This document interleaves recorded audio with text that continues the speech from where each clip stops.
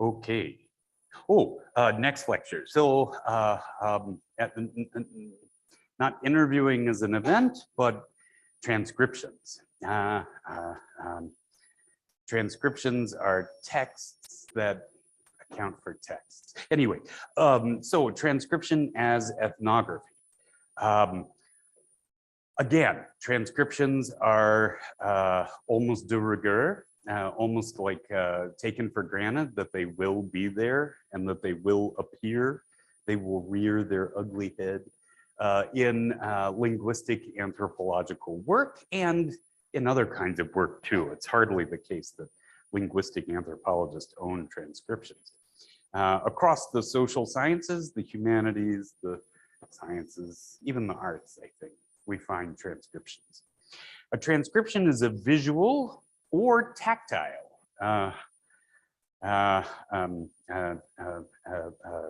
Blind researcher friend of mine does transcriptions that are not visual, which is fascinating. Rendition of speech, interaction, performance, whatever you want to call it.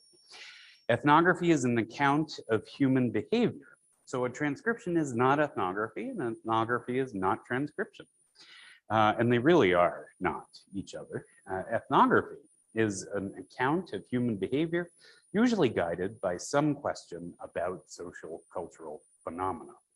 And David Schneider was an anthropologist who said, the best ethnography, of course, is where the anthropologist is not presenting the socio-cultural phenomena at issue. Transcription tends to be useful to linguistic anthropologists, in particular, because specific aspects of interaction can be noted or emphasized for the reader's attention. And it usually is readers involved. All right.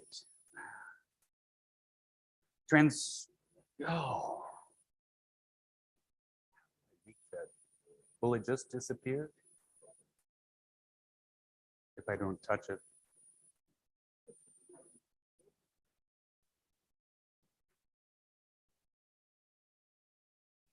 Sorry. Great. Transcriptions are considered important because they provide the means to answer questions like, they can provide the means, they don't necessarily, can provide the means to answer questions like, who speaks first in a certain situation, who interrupts whom, what words get emphasized by being said loudly, conversely, what words get emphasized by being said softly, or what words get de-emphasized by being said softly. Depends on what, you know, loudness means in a certain situation. Which speakers latch, meaning which speakers begin speaking just as someone else stops speaking. This is an obsession in the thought about transcription in linguistic anthropology. I've heard whole lectures on latching, talking for an hour about latching. Which speakers let pauses occur before talking? Who laughs and when do they laugh? That's actually the title of a piece by Bill Beeman. Why do they laugh and when do they laugh? Whose speech overlaps with others? So overlapping, people talking at the same time. In her piece, Transcription as Theory, Eleanor Oakes explains, quote, a pervasive sentiment among those who draw from performance data is that the data utilized are far more accurate than intuitive.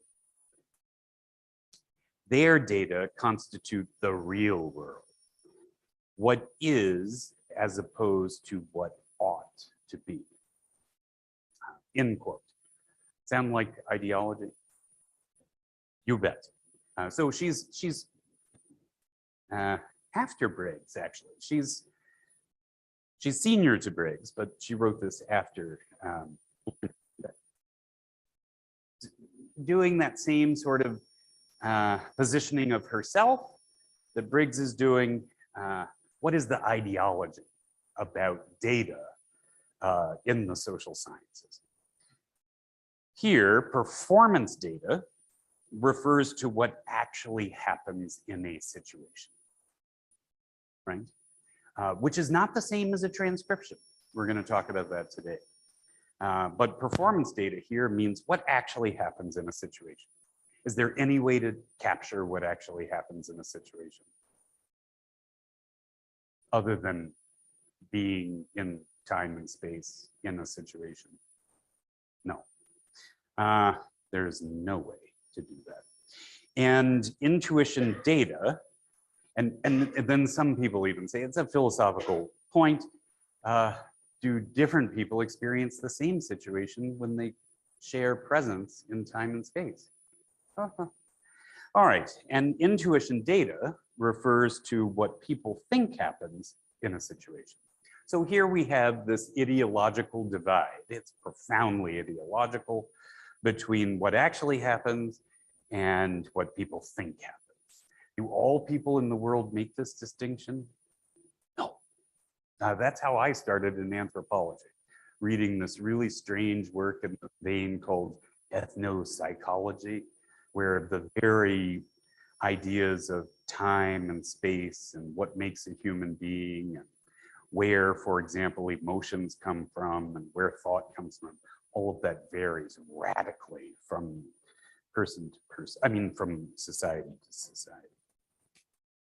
While it is true that anthropologists strive to provide accounts of what happens in the world, they strive to, they try to, such that a reader of ethnography or a transcription might gain insight into some sociocultural phenomenon, neither ethnography nor transcription should be taken to be an exact representation of what has happened. This, in the 80s, began to be called partial truths, right? That anthropologists, that the best that we can do is offer partial truths about the world. And actually, our little exercise in the last hour demonstrated this. We all had the same transcript in front of us. I did my best effort of going over what has happened. And then people started pointing out that a lot of what is there, I didn't cover. And that also a lot of what is there, none of us can cover without more ethnography. Are we ever going to completely satisfy what has happened? Never, right? Never, because more and more people can come to see dimensions, right? And the ethnography, the transcription itself, of course, can get legs, as it were, and travel. Oh. So the best we can do is partial truths. Who is that? James Clifford. Transcriptions, for example, try to represent what is happening in the world of the audio. So one issue is modality. Transcriptions, for example, try to represent what is happening in the world of the audio and represent it in the world of the visual. So all transcriptions involve a shift in modality. Modality is what Del Hymes did call channel, and that is what senses are actually being used in order to give and receive signals, meaningful signals in the world. Visual, oral, aural, tactile, etc. So transcriptions always involve modal shift.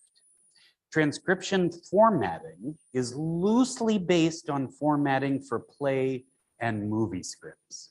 In fact, in its heyday, I mean, in its birth, the whole form of transcriptions really borrowed from, for example, Shakespeare.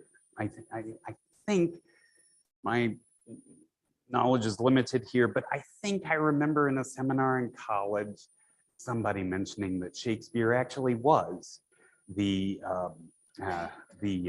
model used for transcriptions, but that could be just a figment of, my faulty memory. But transcriptions usually try to include a bit more information than play and movie scripts, that is, about pauses, features, I should have put features of communication like pauses, loudness, and gestures than scripts, right? So transcriptions strive for more detail. Pretty much,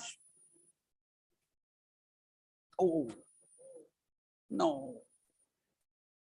So I had a script from a movie, Bollywood movie. And the script, I'll just tell you what the format was.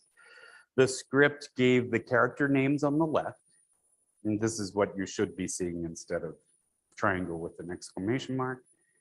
The characters' names were on the left, followed by a colon in each case. And then, without any other information, the words that the character says, with no punctuation, no periods, no capital, no nothing, right? And I wanted to show it to you. You can imagine it, right? In fact, if I were more comfortable here, I probably would just Google it. It's very easy to get. It's online if you want the script for this movie. A lot of movie scripts are just online, ready for download. The point was for you to think about how many different ways. And I don't know, my answer would be almost infinite number of ways. The opening lines for the movie, these could be performed, right? Right? Intonation, loudness, softness, pauses between speaker turns, pauses within a speaker's turn, latches, overlap. Do people speak at the same time? Are there discrete boundaries? You using the transcription conventions I'm going to show you can create so many different variations of this one script that one could imagine thousands of iterations, right? On a movie set, not that I've ever been on one, who makes these decisions of who pauses when, who says what, blah, blah, blah? I think the actor and the director kind of work this out. I think. I wouldn't know. But that's my imagination. And sometimes my understanding is directors do this brutally, and sometimes my understanding is actors can be very misbehaved. Yes, apparently there's a Welsh actor named Christian Bale who's very badly behaved on movie sets. Yes, that was the one where he got into a little bit of, he'd like hit someone. Yeah, not in the script. He wasn't supposed to hit anybody. He just got angry and hit someone. Or maybe didn't get angry. Maybe he's a sociopath. I'm joking. All right. So from I Ain't Even Gonna Cap to It by Justin Pannell.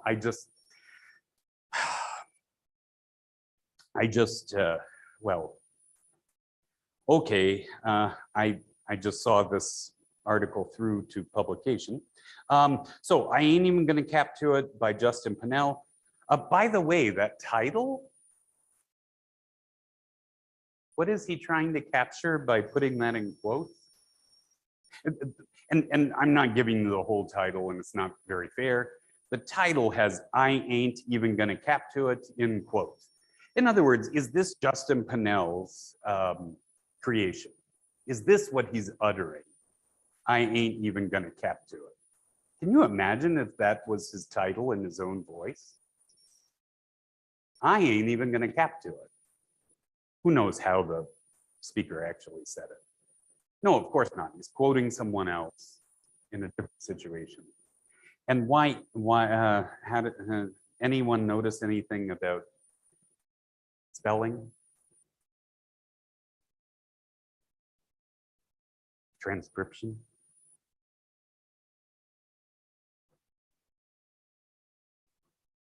Any of you say ain't? You do? Oh, that's so sweet. And what does it mean?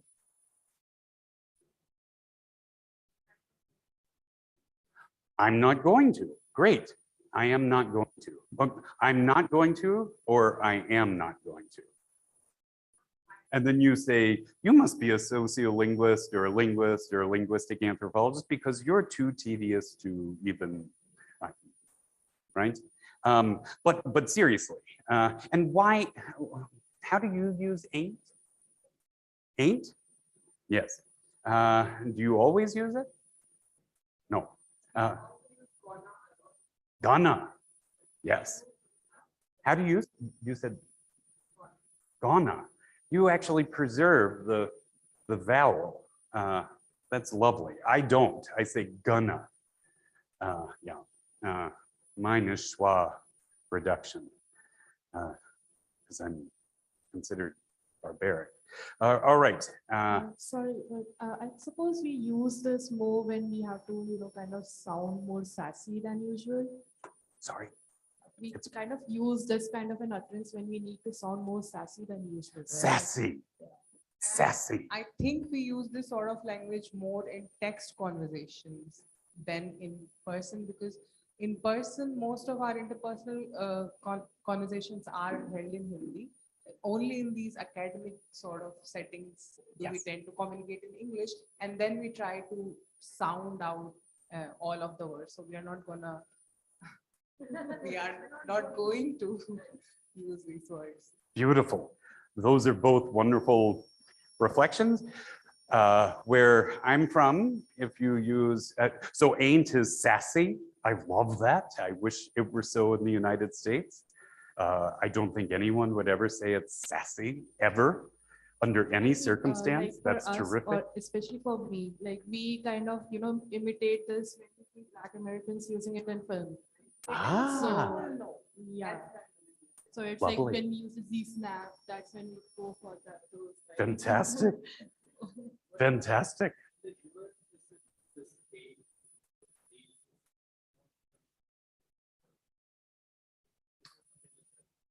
Depends. What a crappy answer, but it depends. I think if you consider the whole country together, I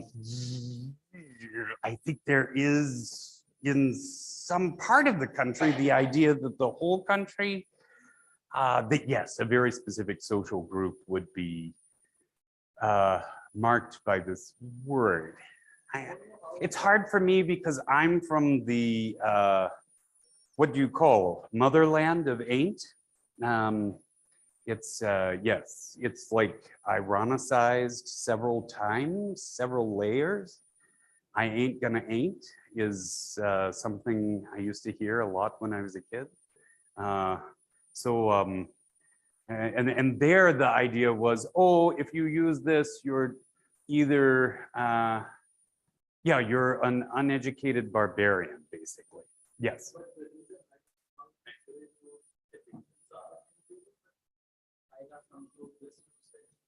When the characters are from Black American heritage, Yes. and then Harlem and New York, like Yes. this, but one of these In the media, very definitely. specific characteristics, right? So Yes. that's how In the media that's reached here. yes. Do you ever watch shows? For example, I do watch a show about people living in metal boxes with No, I don't. metal boxes with like tires underneath them and using this word, and none of them are Black, not one of them. Yes, trailer. Campus. You do. Great. So not just African Americans, but yes. This idea that they are white people, but they come from a lower income background. Oh, So what we most call definitely. white trash. So those Yes. communities- Yes. Yes. I myself was part of a background dancer group in high school called White Trash. And we wore white trash bags. So this idea of white trash is usually associated with this trailer park communities. Let's say that, yes, the trailer is a very easy way to represent that community. How about that? But don't like mostly kids or teenagers or adolescents usually use this term when they want to be rowdy or Lovely. right? So for kids, using this term is a very, very different thing than, for example, my own grandparents using this term. Yes. And my own grandparents using this term in professional settings. And I mean, kind of corporate, quasi-executive settings and no resonance whatsoever. But then if they stepped out of those settings at a more relaxed sort of garden party atmosphere, not good. So very complicated. And what is it also imitating? You've already answered the question. The way that people actually talk. How many people from America that you've seen on television actually say going to?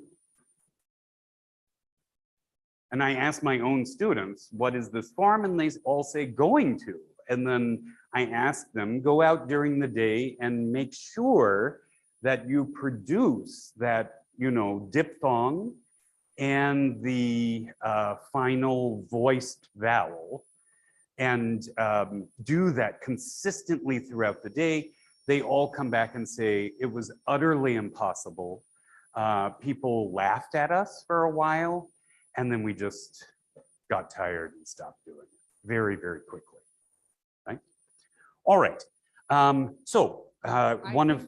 I think we also tend to use the full forms when we're trying to be non-committal. Like my experience of watching American series, well, I was going to do that. So Yes, yes. line basically. You would never say when I was gonna do that. Would you? Maybe you I would. think you would. I think I heard both. Both. Yeah. But I see your point. Going to is The definitely name is going more to be possible in that kind of intonation, whereas it wouldn't, as in, if I told anyone in my life, I am going to the store, they would say, why are you talking like that? Yes. All right. So why this, sure, on the left, we see people with really interesting names like D and M. I'm just poking a little fun. Often you get people just enumerated, 1 and 2 and 3. Sometimes transcriptions are so dehumanizing. So what is 41M, 47S? The length of the whole recording, yes, exactly. Minutes and seconds, the length of the recording of Justin Pinnell's full recording from which this came. He's titled this is his title, Why Does Everything Happen to Your Family? D says and then colon. Let's look over to the right. And what I've given you here are transcription notations from Gail Jefferson, who was kind of a leading figure in the transcription aided analysis of conversation in sociolinguistics. Do we find a colon here? We find a triple colon, right? And this is a point. Different authors use different transcription conventions. And I'm going to show you a different transcription convention in just a bit. But it's close enough that what Gail Jefferson uses as a triple colon, Justin Pinnell uses as a colon. And the colon does lengthened vowel sound. And more colons mean longer sound. So D says the instead of the, and who knows how long the sound is. And this is something we'll also get to. Sometimes the person puts parentheses and the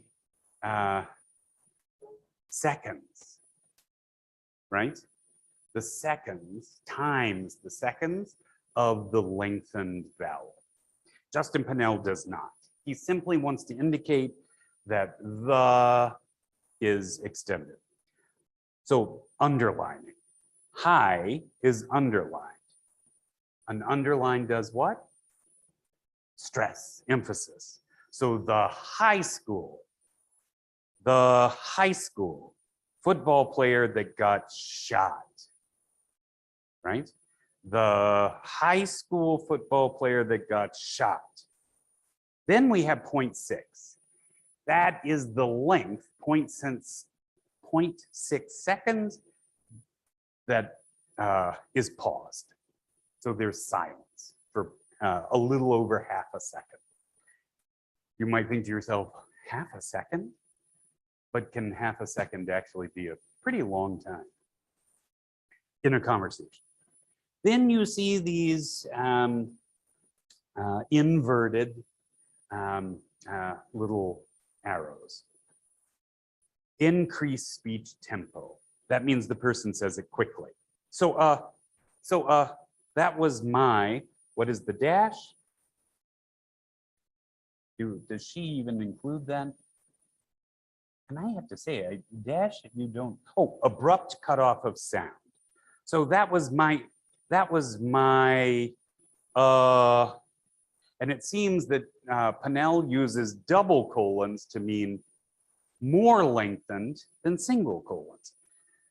So that was my 0.3 seconds. M finally says, really? And what is the question mark? Rising intonation, really? 0.2 seconds, D says, yeah. 0.5 seconds, M says, why does everything, and what is the upper arrow? Raised pitch starting in the immediately following symbol. So why does everything happen to your how do you do that? Family, family, family, family, family. I don't talk like this, so it's hard to do. Why does everything happen to your family, right? I'm sure that's not how the person produced it. D says breathy, and you can, in parentheses, you can make a sort of, here it's described as transcriber's best guess at what is being said, right? This is not what Justin is doing. I don't think the person actually said breathy. I think Justin Pinnell is using parentheses. And what is a breathy voice? I don't know, man. I don't know, man. I don't know, man. I hate my life, right? That's what he says. And then 5.5 seconds. Pretty long pause. And then D says, what you gonna do, right? So why these conventions? Why include all of this information?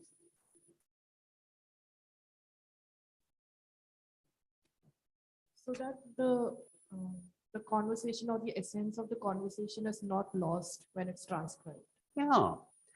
Think of this without all of these marks, right? How would you produce it? Would you produce it certainly the way that it's written here? Probably not. However you would produce it, it's not likely that you would do these things, right? Does that make sense? Whereas in a movie script, you really do have something like these words without any marks, where it really is kind of I've heard, a creative on the spot endeavor to make the most engaging scene to some kind of imagined audience. Here, what Pinnell has done is to make certain choices of,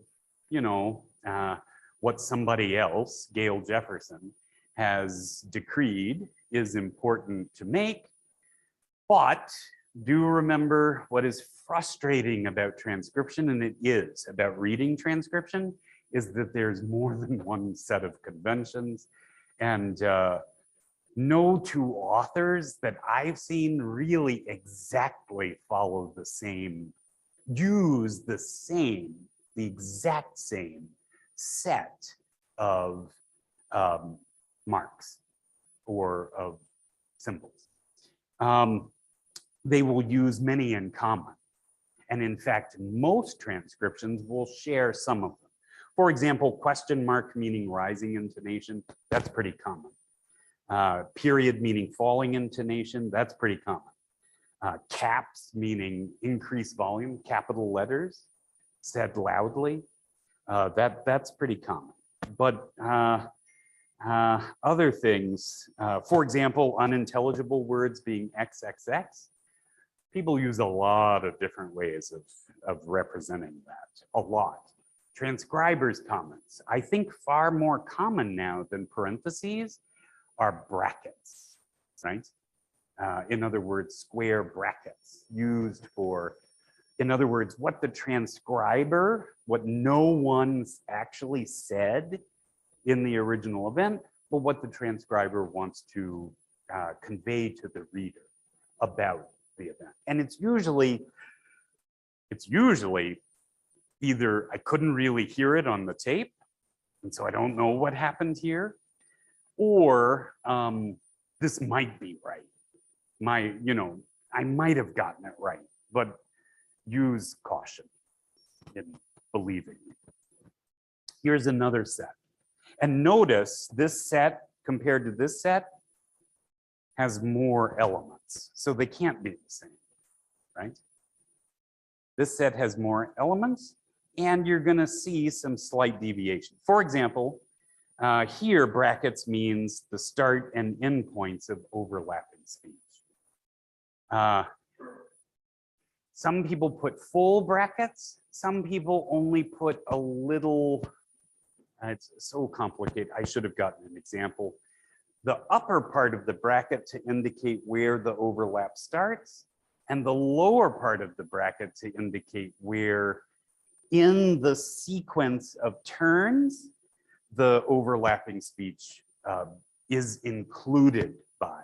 So you can have, for example, 4 people whose speech overlaps. And the way that you'll do that is to put the hook at the top and then include 4 people's comments and put the little hook at the bottom of all 4. And that will include all 4, that will mean all 4 of these people will speak at the same time. Sometimes you see overlapping speech indicated by just a vertical bar, right? And the vertical bar will be indicating where the overlapping speech occurs, and the brackets will be used for comments by the transcriber. So my only point is that transcriptions have some commonalities, transcription conventions have some commonalities, but they also vary. And I have to say, this super, what do you call that? Posed little circle in front of the word, meaning whisper or reduced volume of speech. That I must say is pretty, I haven't seen that before, and is, in my knowledge, is pretty specific to this particular set of conventions. This was, so unlike Gail Jefferson, who was kind of a pioneer of transcription conventions. And This one is dated to 2004, but Gail Jefferson was working on all of this in the 1970s, right? This one is a set of transcription guidelines given for an assignment in a course at Reed College in Anthropology 201. So basically the assignment was go find something on YouTube and transcribe it using this, right? And then the students were supposed to.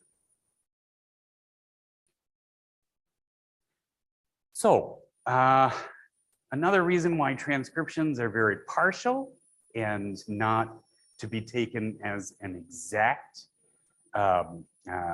representation of speech, consider the phenomenon of I-dialect. In 1925, so a good long while ago, linguist George Kropp coined the phrase. It refers to the representation of non-standard speech. Sound familiar? I ain't gonna cap to it.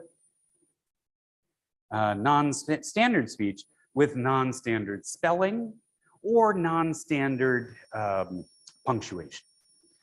Often with the intention of rendering the speaker's language rustic, rural, simplistic, uneducated, or believable, trustworthy. Notice that these features are not phonetic. In other words, they don't really have much to do with the actual sound that the person made, but highly ideological, highly, in that they pertain to aspects of speakers' social identities and not the way they produce particular sounds. Right? What is being implied about the speaker here?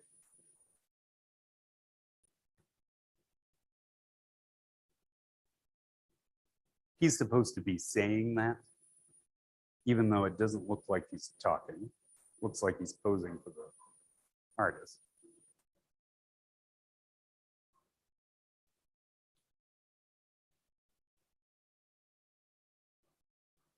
And by the way, what is he saying?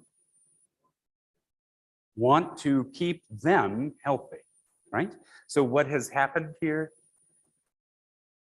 How is it what he's saying? How is it being represented? I think instead of it coming off as a statement, it's coming off as conversation. Yeah. So it's coming on as conversation, and he's actually asking a question. Isn't that weird? Asking a question of whom? I don't think we'll ever know the answer to that question, ever. Suggesting. What's that? It sounds very much like he's suggesting. Very, Suggesting, like he's suggesting. yes, suggestive, definitely. And what about want to keep them healthy? What happened here?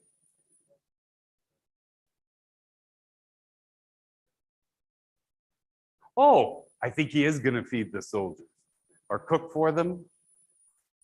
Although he's a sergeant, what is he doing? All right. And is he saying overcooking destroys vitamins? Is he saying that part? Who is saying that part?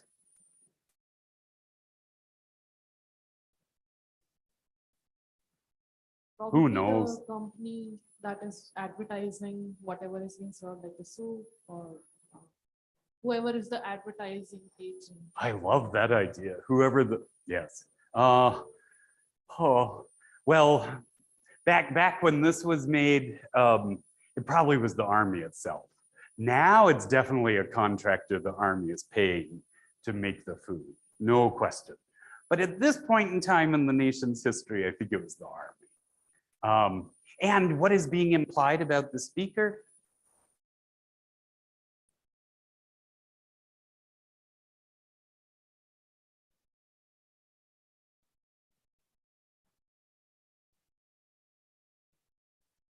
And if you don't know, how would you find out?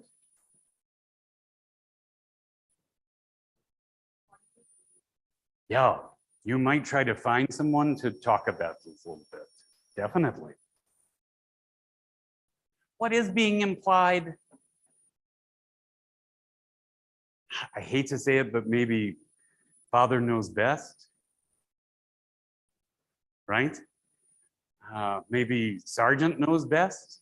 Maybe Sergeant is really got some kind of folksy at the top, scientific at the bottom, knowledge that's beneficial for his privates, right? His privates meaning his underlings, we call grunt soldiers in the army privates, right?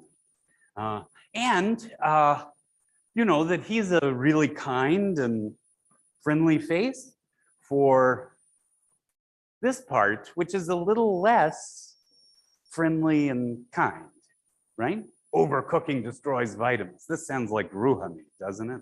Oh, sorry, I'm bad joke. All right, so a question. When is the detail of transcription too little, such that the information is lacking? What factors does the answer depend on? Can there be too much detail in a transcription? Right? Can there actually be too much? I remember in college, let me see if this is it. I remember in college, there was a very famous study done by a social psychologist named Starkey Duncan, very funny name. And he recorded,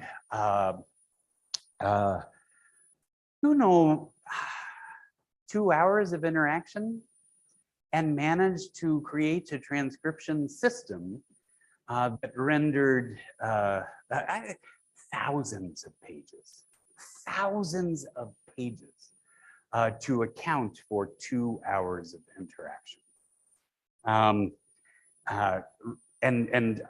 One assignment in our class was to actually read this. The reading was excruciating. It was excruciating to even contemplate and try to recreate what actually happened when he filmed that interaction. Does that make sense? In other words, everyone in the class immediately said, "Could you please show us the film?" And that was the teacher's purpose. The teacher immediately said, "Of course I'll show it to you." And said, the whole purpose was too much detail. We had so much detail, it was just an excruciating and not very productive assignment, right? So think about these questions. How are we doing on time? Are we? Is that when we're finished? Okay, so just think about these questions. These are. Yes, definitely. All right, you guys, let's have lunch and we'll see you afterward.